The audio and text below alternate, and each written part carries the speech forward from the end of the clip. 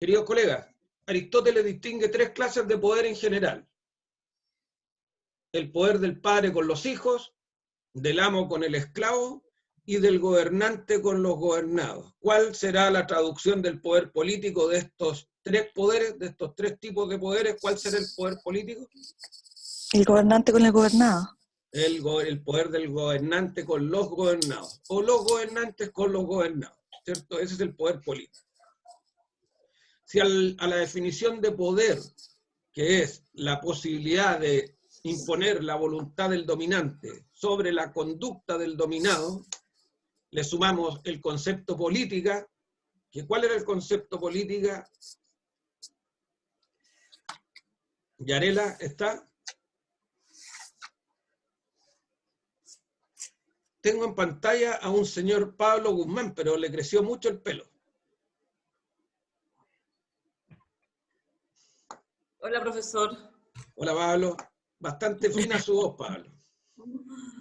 Valesca, profesor. Ya, Valesca, ¿cómo se define política? De nuevo.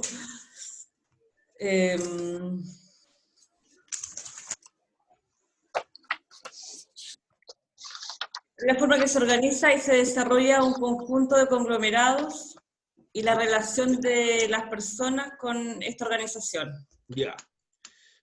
Quítale el término conjunto de conglomerados, porque en realidad cuando se estudia políticamente se estudian los conglomerados individuales. ¿Ya? Un Estado es un conglomerado, donde se forman que se organiza y desarrolla un conglomerado.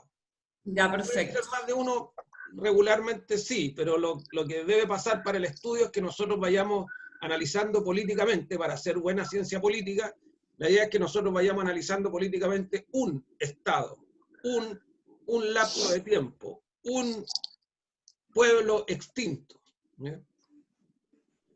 Y la relación entre las personas individualmente consideradas o grupalmente con la organización.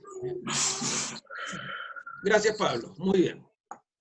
Si a la definición de política le sumamos la definición de poder, que era, ¿cierto?, lo que vimos recién, vamos a llegar a la definición que queremos hablar, que es el brazo armado de la política, que es el brazo fuerte de la política, que es el poder político. ¿Ya? ¿Y qué es el poder político? Por eso les dije yo que era el brazo fuerte. Léelo, por favor, Jorge, tú que estás ahí en pantalla. Es la fuerza al servicio de una idea nacida de la voluntad social preponderante destinada a conducir al grupo hacia un orden social que se estime benéfico y, llegado el caso, capaz de imponer a sus miembros los comportamientos que este colectivo determine. Perfecto. Lo que acabamos de definir, queridos colegas, que insisto, acepciones de poder político hay muchas, yo traje una que es la que más gusta a esta asignatura, a este profesor, es la que nos da Georges Bordeaux, que es un sociólogo político francés, que señala que el poder político, este brazo armado de la política, es la fuerza al servicio de una idea. Miren qué bonito. Fuerza al servicio de una idea, que nace, como decía Rousseau, de la voluntad social de la mayoría, de la voluntad social preponderante. ¿Para qué? Para conducir al grupo al orden social, que se estima benéfico, o sea, al orden social que se estima de bien común. ¿Ya? Y lo más importante, llegado el caso, si es que hay contravenciones a este orden social, es capaz de imponer a sus miembros los comportamientos que este colectivo, que esta mayoría determine. ¿Ya? Ese es el poder político. Ese es el brazo fuerte de la política, el poder político. ¿Alguna duda de este concepto, colega? Ya.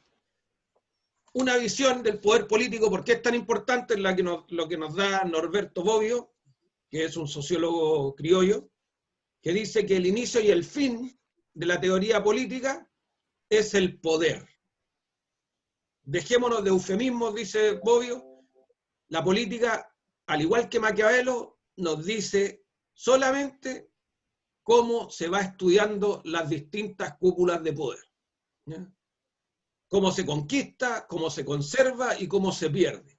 Cómo se ejercita, cómo se defiende el poder para mantenerlo y cómo las personas se defienden de este poder. Eso es lo que dice Norberto Bobbio en una noción de la teoría política. ¿Qué es la política en el fondo? Es el estudio del poder. ¿Ya? Esa es una visión.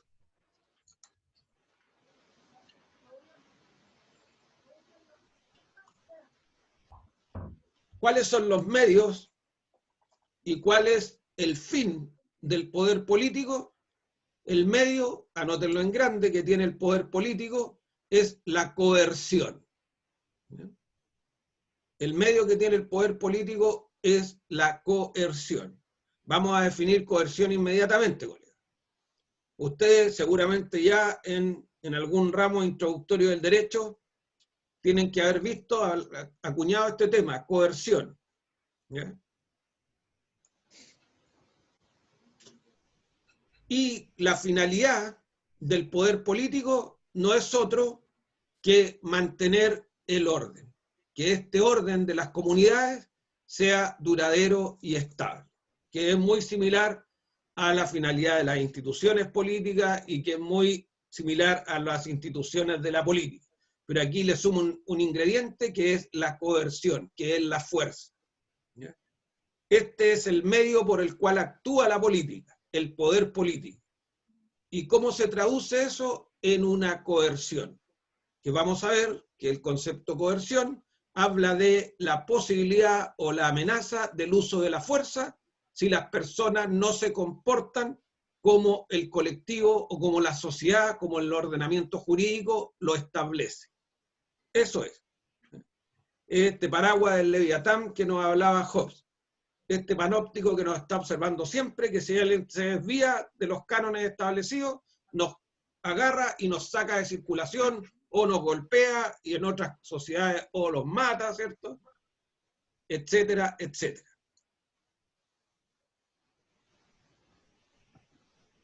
¿Cuál es la función que se desprende del concepto del poder político? Es dirigir a la comunidad para prevenir los conflictos. ¿Qué pasa si a las personas las dejamos solas? Si no tenemos este brazo armado que puede imponer los comportamientos a las personas. ¿Qué pasaría, decía Hobbes, y de alguna manera también Locke y Rousseau? ¿Qué pasaría Freddy Guzmán? Si no tuviéramos este brazo armado, si no pudiéramos imponer los comportamientos a las personas, ¿qué pasaría? ¿Está Freddy?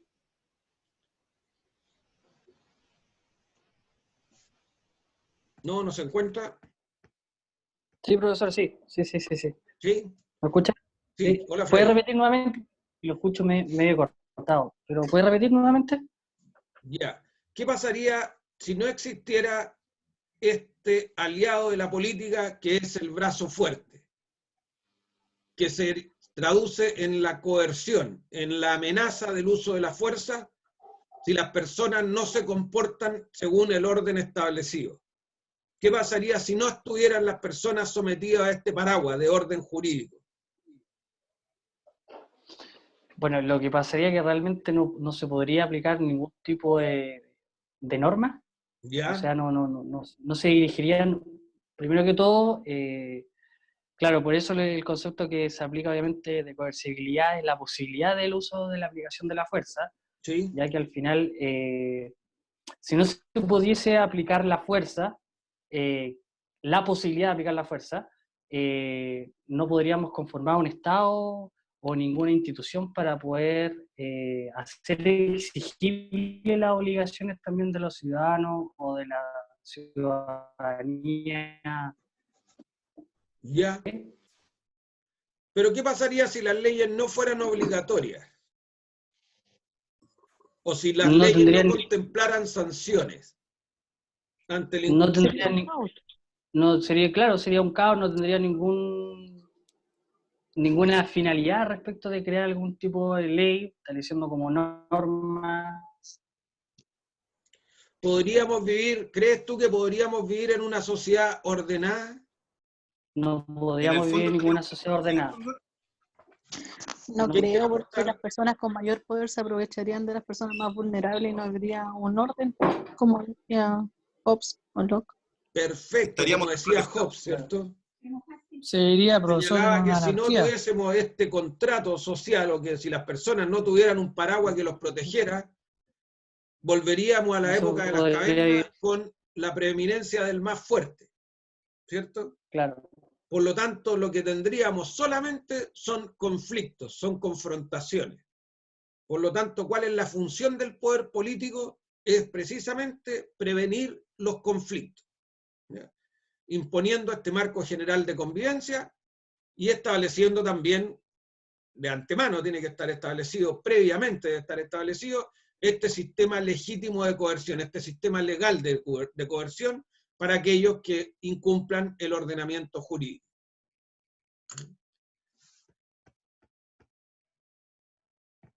¿Estamos bien hasta ahí?